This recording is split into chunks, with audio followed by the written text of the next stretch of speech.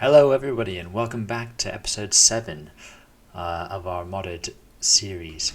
Here we are over on Scorched Earth. Transfers have just opened, so I've popped over to Scorched Earth to get us some wyvern milk for our little wyvern babies that we're raising.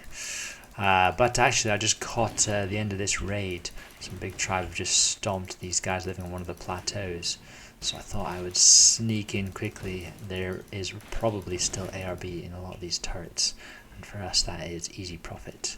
And I wasn't disappointed. So here we are over in the trench, like a true Bob, trying to get some wyvern milk. Doing this without a trap, which is always risky. I'm not even sure if I spyglassed this guy before I started shooting him. But it's only going to end one of two ways. It's either success or failure. And fortunately, this worked out for us. I didn't know at the time, but you can just press Control C to quickly turn that into a shoulder pet and then back down again, which would have made that a bit easier. But there we go, milk achieved. Time to get off Scorched. So we are flying back to the blue obby, and I found this little cheeky raid. There was a few heavies, so we snuck in.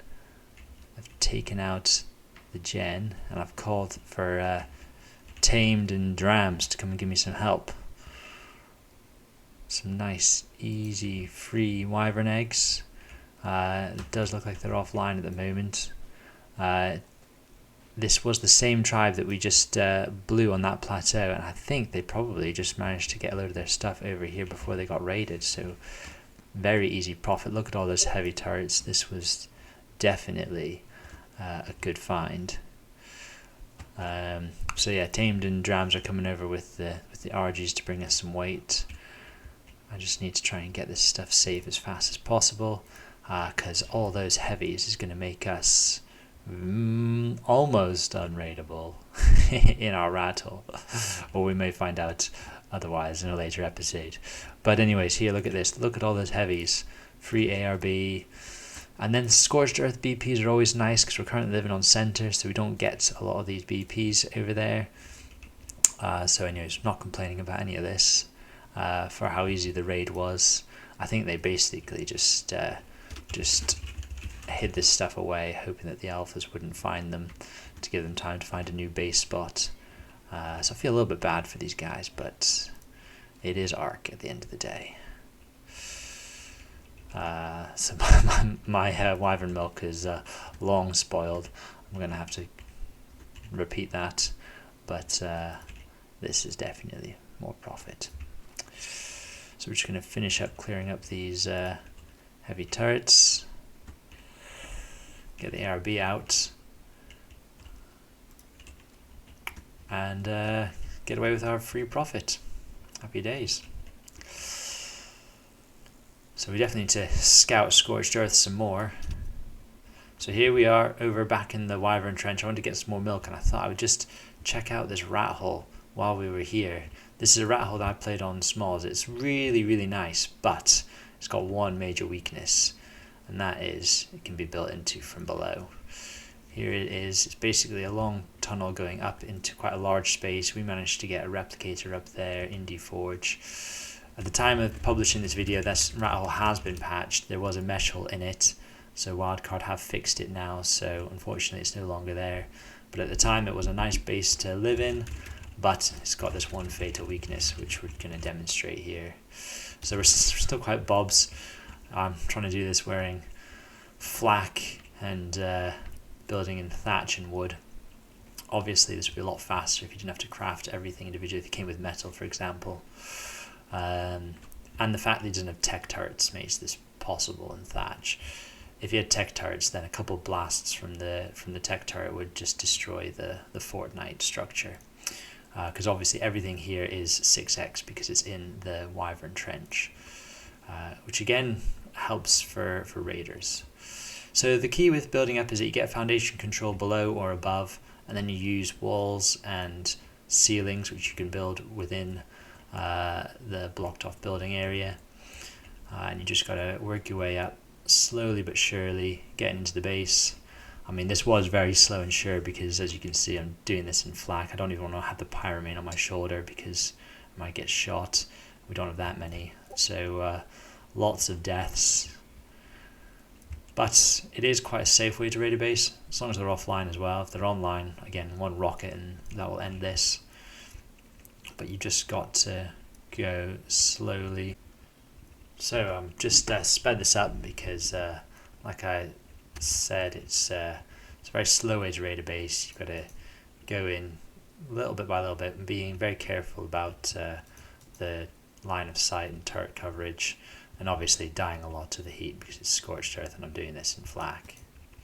So this has become a lot easier in ASA. You've got your camera mode, which we'll see here, allowing you to really have a look into bases. You've now got more structures that you can make with each individual piece, so you don't need to make them all individually. And the new secret walls are great because you can place a wall that you can later turn into a gap if you need to build in a different direction. So that's all made this much easier, which disappoints a lot of the community because a lot of the community hate this way of raiding. Frankly, for a little solo rat, I think it's good fun and I quite enjoy it.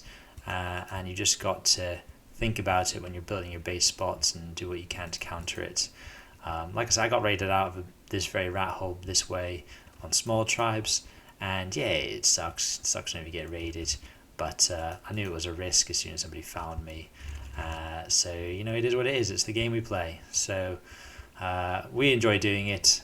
It's good fun. It takes a little bit of intelligence, a little bit of patience, and some hard work. So I think it's all fair game. But you're going to see that it's a way that rats like us can get some easy profit. So here I've got some C4 because occasionally you need to blow turrets, but I've just noticed there that it's not pin coded. You absolutely need to pin code all of your turrets. It's so easy to do now. You just do copy settings, pin code. And I mean, that wouldn't have stopped us from getting in this base, but it meant I would have had to C4 quite a lot of our Fortnite just to get rid of that one turret. But actually now I just got more ARB. So yeah, don't forget pin code your turrets. So that's a nice little look around with camera mode. We can see where the gens are. It'll be in that box. We can see what we want to try and avoid blowing with our C4. And you can see our little Fortnite there has gone quite a way up. You can see a bunch of their turrets are offline. I can't remember if Tamed when Drams blew a gen as I was building up, but it's a bit odd that the turrets near the top are offline. They must have had a gen that just ran out of gasoline. So here we are, up and down this ladder, time and again, getting more resources. The other thing that makes us so much faster is having the likes of Tamed and Drams here. They're helping me by farming more structures when I needed them, giving me gear, giving me C4. It obviously takes a lot longer if you're trying to do this solo. Okay, so here we are. We're slowing it down now. This is the final approach. This is when you know you've finally done it. And we're just gonna sneak up. Like I say, it's 6x, so 1 C4, and this is gonna drop their gen. But of course it's scorched earth, so I die to the heat one final time. Here we go. Right, everyone needs to get back and get clear. So we're gonna blow that, and obviously just remember when you blow stuff, you're gonna lose your turret coverage. And there we go. There's the satisfying moment when we've dropped the generator. Turrets are down. And that is free ARB. Beautiful. So now we can check out the loot. The whole purpose of this raid was to try and get some wyverns. Like I said, I was trying to get milk, but I keep getting distracted by finding raids. So we're hoping that somebody living in this rat hole is going to have some wyverns ready for us, which would be absolutely golden. And obviously as well, we live on center, so we don't get any of the scorched earth blueprints. We need like chainsaws and that good stuff. There's not loads in this rat hole, but they've clearly been here for a little time. That's still an online turret. That means they must have a gen higher up. But it looks like it is only powering that one, or they've got batteries, but I find that unlikely. It's not a bad amount of profit. I'll have to blow that vault in a minute. Some more wyvern eggs, some more RG eggs, some nice kibble. So we're just going to get rid of the final gens. There was one down here as well, just because we need to start getting RGs in here to carry the loot out. But obviously we want to make sure that before we destroy this, we have taken out all the gens. So there we go, there's the other gen. There is a gen at the top, like I say. We're going to have to come on to that in a second. But this fortnight has done its job. We've taken out the important gens. All those turrets are offline, so now we can demo this. And then as well, if they come online, they're not going to know exactly how we did it. So we can come back another day and do it again. But at this point, the raid is basically over. Even if it comes on now, we should be alright to get the loot out. Just depends on whether he calls the alphas or not.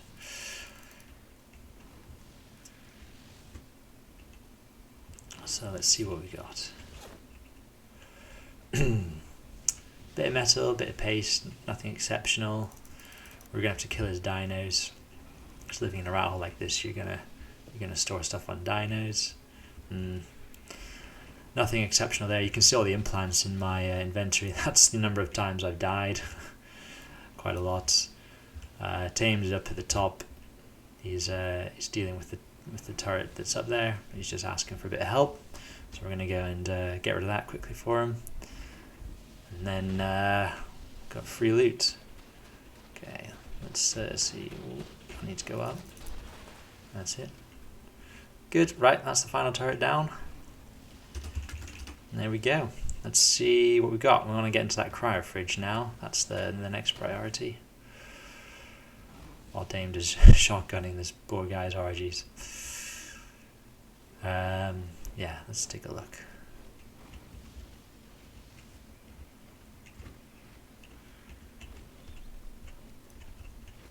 Not a bad amount of ARB either. Not bad. And he's got quite a few turrets here. We're gonna have to go and get some more RGs to carry all this stuff out. Unless he's got stuff in that cryo fridge actually. Yeah, let's stop getting distracted. Let's take a look. Create some space.